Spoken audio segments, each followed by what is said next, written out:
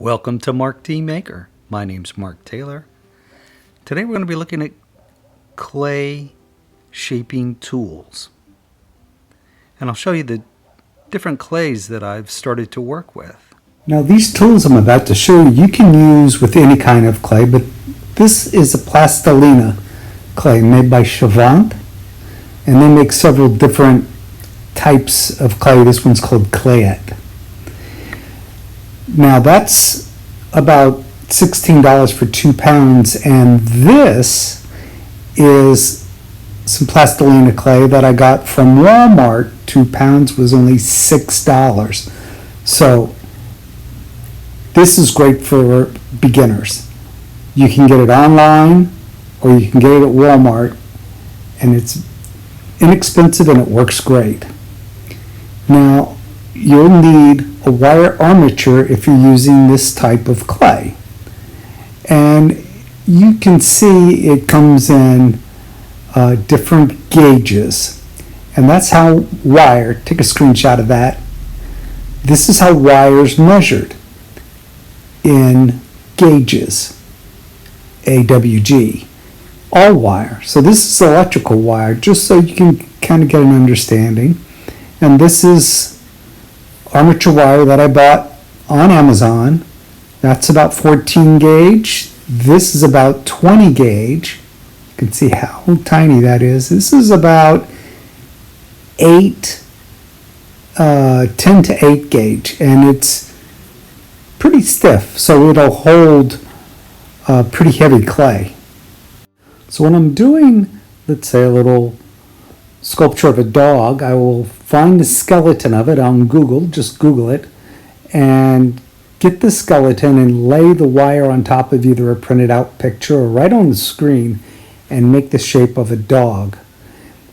Now I use black electrical tape to help hold the legs on, and that's just split lengthwise into the little tiny strips and just wrap it around, and it holds the wire together. Now we'll get the clay onto the dog, and it starts to look like this. By the way, this clay smells like vanilla, so if you like vanilla, it's quite pleasant. Here's my reference material. You always need reference material, so important, so always use reference material. The tools themselves, which is the topic of this video, are actually very inexpensive and readily available. This set right here, $3 on Amazon. This set, $11 on Amazon. For tools, that's very inexpensive. So you can just jump onto Amazon and get this set right here for like, I don't know, $3.99, something like that. This is an extruder, $15, very affordable. Now, here's an armature that is made out of 14 gauge armature wire, and here's the clay on the armature shaped into a position of reference. All right, I'm going to go over some handmade tools. Now, this is just a whole bunch of wire rod. It's stiff, like so.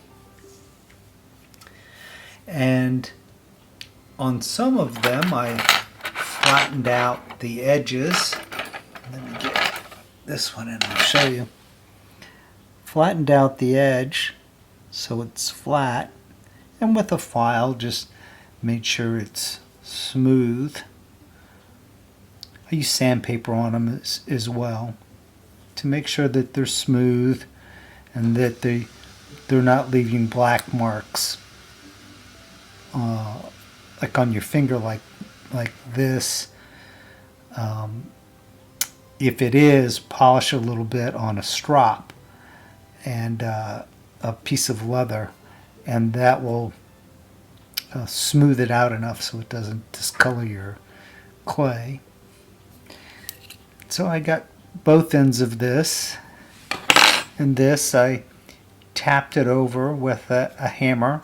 I used a vise and tapped it over on the end of the vise. It's shaped a little bit like an anvil on the end of my vise. This end is shaped a little bit like a knife. I find that very useful. So I have a whole bunch of these, and I just have made them in my spare time.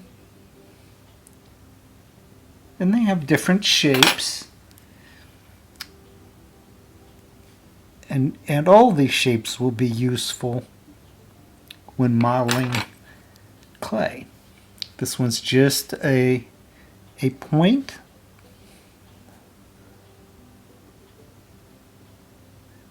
But it goes from a thick rod to a point very quickly. And I polished it, so it's I use that quite a bit. So you can see those, and then this, you can see how tiny it is. This is a paper clip that I've used a hammer to tap it to get it straight and flattened that end. And when I'm doing small, little tiny small sculptures, let's say like that hand, or that foot, I use these little paper clips that have been flattened on the end, and I find that very helpful, very useful. Here's some more. I simply wrapped a little duct tape on this one to make it easier to handle. Got a point on one end and a flat on the other. This is almost shaped like a screwdriver. Just a polished point. I have wooden, these two are wooden skewers, and I believe this is an old paintbrush. The paintbrush, I use old freight paintbrushes for many different things, but when it gets to a certain point, it's just not usable. It becomes a sculpting tool. Use it all the way to the end. That's what this is as well. There's some more paper clips that have straightened up. So you can use just about anything. Now we start to get into and copper wire. This is copper. Did the same thing, but flatten the ends, and it works very easily. And you can make these little spoon shapes or flat or curves. All very useful. Brushes, of course, very handy. And then we get into wire tools and loop tools. So this is a paper clip with wire wrapped around it, and then a little epoxy over that to hold it into place, and it gives me a nice fine wire loop. This is a copper wire again, flat, and then a cutter on this end. This is 16 gauge wire that I flattened in the middle and then bent it over and then sharpened it with a file and then sandpaper and then to the strop. And very useful loop tool. Another bent spoon-like shape with a brush. Here is a really economical tool, an old pen. Now I run across old pens all the time that don't work. I don't throw them away. I pull the ink cartridges out of them. I trash those, but I save the handles. And I put in paper clips. There's a paper clip there. Usually if they have a end like this, I'll glue them into place so I can use those as a tool as well. I made a round loop tool. I use this a lot. It's just a wire loop, and this particular shape loop. Here's a cutter.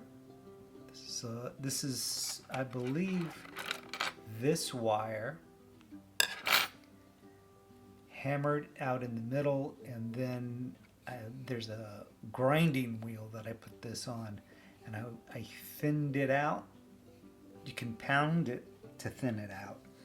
This one I ground to thin it out to see if it was any different. Did the same with this loop. A nice ribbon tool for cutting away clay. But you can see all these. That was a paper clip. This is a cutter. And that's just a wire loop. Now, the difference between a cutter is you're removing the clay altogether, and the loop, you're kind of pushing it around. You'll see a lot of detail with the loop. The cutter simply removes.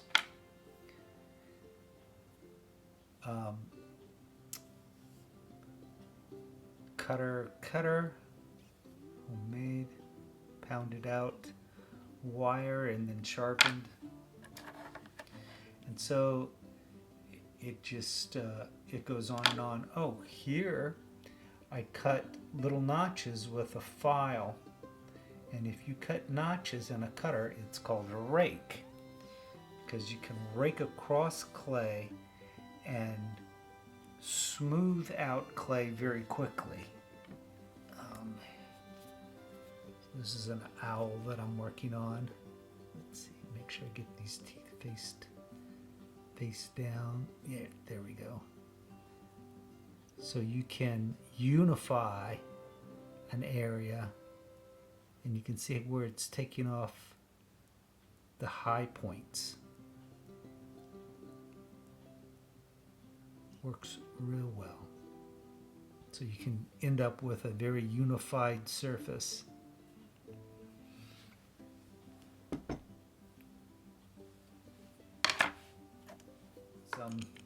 These were little nut drivers that were getting thrown away, and so literally I got these out of the trash and chopped the driver part out of it and used epoxy to secure these cutters and wires into them. They work great. And then we got these guys. These are very interesting. What these are, this is just brass tube that I got from the craft store. I'll show you here, brass tube. And I put it on the, I have a powered hacksaw. I just hacksaw just right across it. And that gives me two pieces, two. And I insert guitar bass, the bass wire of a guitar string into this, and I used liquid nails on this one. So no mixing the two-part epoxy, just liquid nails. And got the ends, stirred them around in the liquid nails and stuck them down there. These make great loop tools for smoothing out. They're like mini rakes, so they work really nice. And here we got two tiny cutters.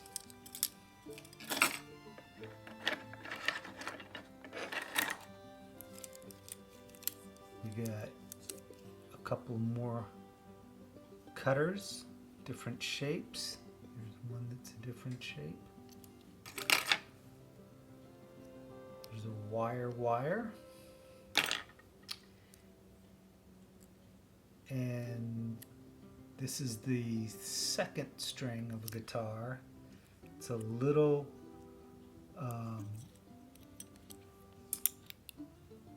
more flexible. It's a smaller wire, so it's more flexible. And this one's got a cutter on one end and a wire on the other, and that's 2 wires. Toothbrush, that works really good for texture. Of course, I got X-Acto knife. I use that actually a lot in working with clay. I'm a wood carver, so sometimes if I'm having a hard time with something and I just can't get it to shape, I'll put the clay in the refrigerator and it gets hard, and I just carve it like wood. Now we'll go on to some store-bought tools. Alright, here's some store-bought tools. These I got on eBay. And you can get these in the craft store. They're just small loop tools, small cutters. They're very handy, especially if you're doing something small scale. I'm actually taking an online course, and I'm working on a 6-inch figure, and so all the detail in the little figure, I tend to use this tool a lot. And that. And that. Here's some larger ones. These are Chinese made, really cheap tools from China. And they come in handy, different shapes.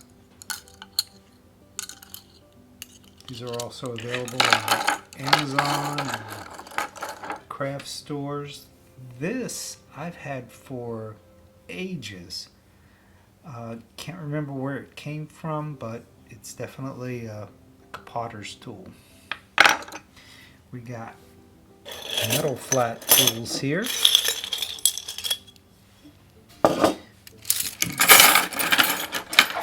Now these are a combination of a Harbor Freight set, wax sculpting set. That belongs over there. There's a couple handmade ones in here, but this is one of my favorite here. Very inexpensive.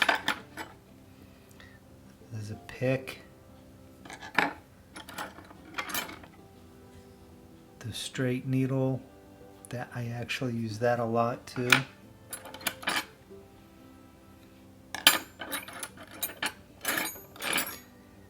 So it doesn't take much. You really could probably do a Harbor Freight set of these. Some sort of little cutter, and just a cheap knife. I think I was like 4 of these for $1 at the dollar store. It's really super cheap little knife, but I use this a lot too. Alright, here's some store-bought tools as well. These have a little ball on the end. So it's a little rod with a little tiny ball on the end. Little teeny tiny right there. These are very handy for detail, especially around the eyes, the nose. There's the bigger one, which I probably use the most. Here's the wood tool. And as you saw in the photos earlier, very inexpensive. You could get a set of like 4 or 5 of these for like $3. I bought these on eBay for I believe $3, and it was listed as a cake decorating tool. But these are very handy. These are silicone tipped. I think this small set is black silicone tip, or 99 cents for those 3 brushes. on eBay, and this was maybe $5 or $6. A lot of people like these. I lean a little bit more towards the metal ones. I just get a quicker result, but I haven't used them much. Maybe I'll try using these a little bit more and see if they change my mind. Just a couple of plastic ones, and you can see that I have a lot of these tools, and you don't need anything near this much. There's professional sculptors that do this for a living, sculpt for a living, that don't have as much as I have. But I'm a tool junkie. I love collecting tools. And so my clay working tools are no different than my other tools. I like them.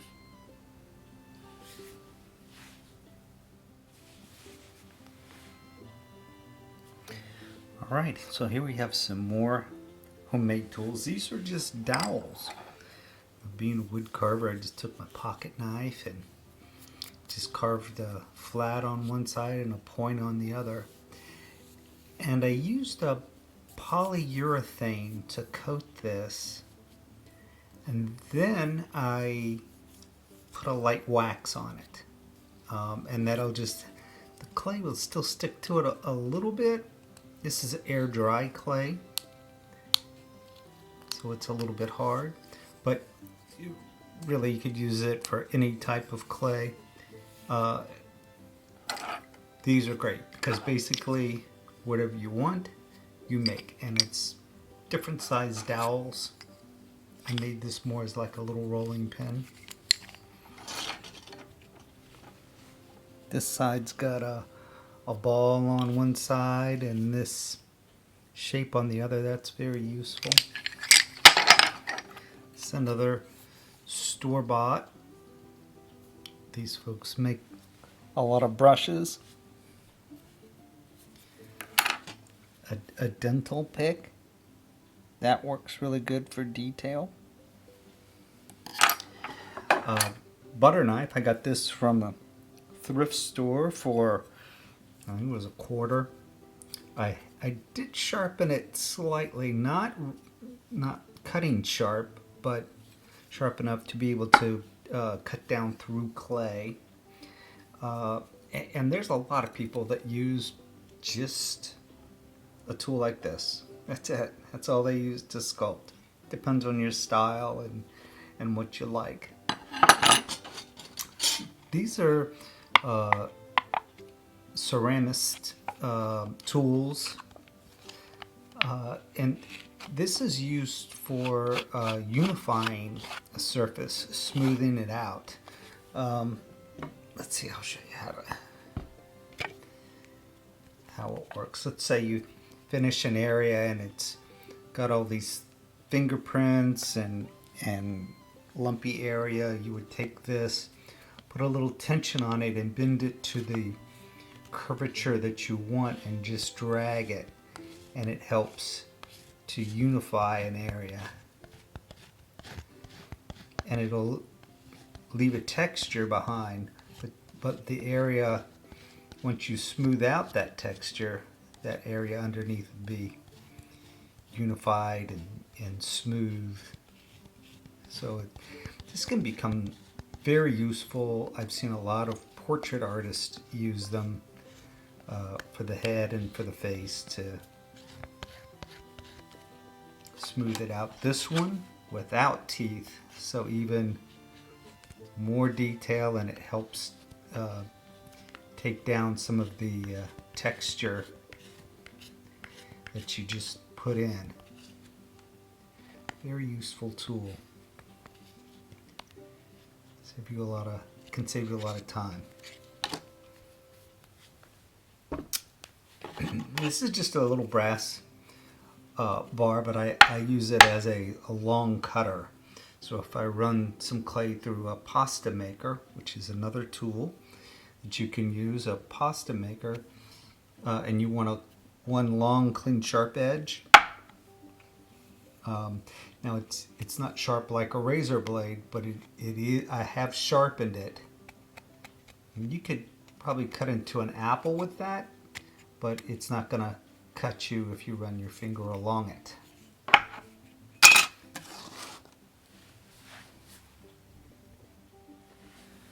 Okay, and this is the last of the tools. Big cutter, duplicate on both sides.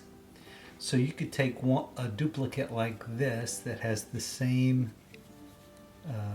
shape on both sides, and you can cut one into grooves into it to be a rake, and one could be smooth. That would make sense.